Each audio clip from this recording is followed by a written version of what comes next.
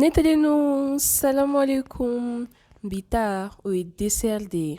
I bɛ se ka min dun i ma ne ka dumuni girinman dun.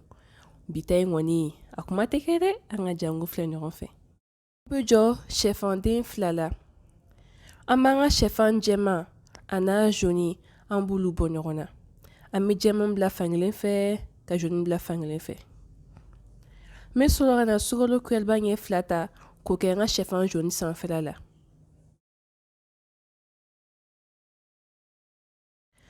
An b'a gosi ka ɲɛ san n'an ka fouet ye sukaro in ka yelen wa fana an ka sɛfan bɛna commencer ka bugun.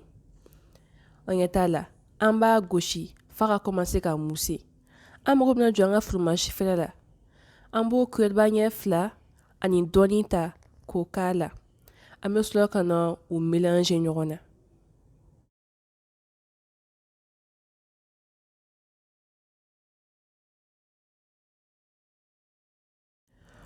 O filɛ nin sisan nɔ.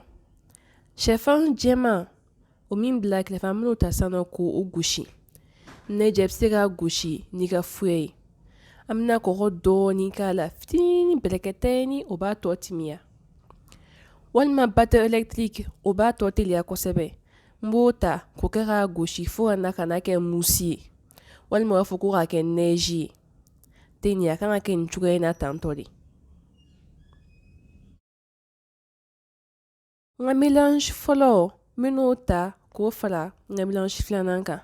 An b'a lamaga dɔɔni dɔɔni a ka don ɲɔgɔn na. An b'a kɛ dɔrɔn o b'a to an ka sɛfan jɛman min gosira o kana jigin quoi. Donc an b'a lamaga dɔɔni dɔɔni. An mago bɛna jɔ biscuit la. I b'a ye biscuit min ka di ye nka nin biscuit ko nin ka di ne ye kosɛbɛ. Ne bɛna nin de kɛ n ta la. Nɔnɔ kɛnɛ b'i bolo i b'o ta walima i bɛ nɔnɔmugu kɛ ji la k'a mélanger. An bɛ sɔrɔ ka na an ka biscuit in ko n'an y'a k'a la ka wagatinin fitinin kɛ miniti a tɛ miniti bɔ seconde damadɔni dɔrɔn an b'a bɔ a la. An ye sɔrɔ k'o bila an ka verre dugumana la fɔlɔ.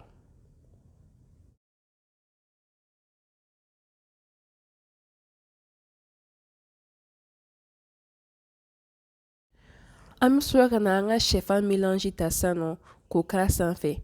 An b'a dan cɛmancɛ ɲɔgɔnna na. An y'an ka biscuit min bila nɔnɔ la an b'o ɲɔgɔnna wɛrɛ kɛ tuguni k'o kɛ cɛmancɛ in na. An ye sɔrɔ ka na an ka sɛfan mélange ta sisan nɔ k'o k'a o sanfɛ.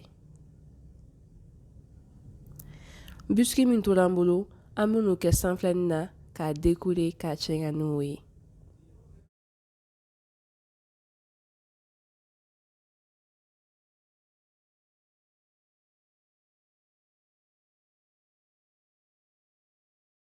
An bɛ sɔrɔ k'an ka kakao mugu ta k'o tɛntɛn a sanfɛlanin na o b'a tɔ sankɔrɔta ka taa fɛ. An bɛ sɔrɔ k'a bila frigo la heure 1 ka taa bila heure 2 ɲɔgɔnna na. O b'a to a bɛ ɲɔgɔn minɛ ka ɲɛ. Nin dessert in kɔni ya nin ye diya dan de. N'i ye nin kɛ kabako de don. Ni video in diyar'i ye i bɛ se ka partager i n'i ka mɔgɔw ni ɲɔgɔn cɛ. Aw k'an bɛn o la inshallah.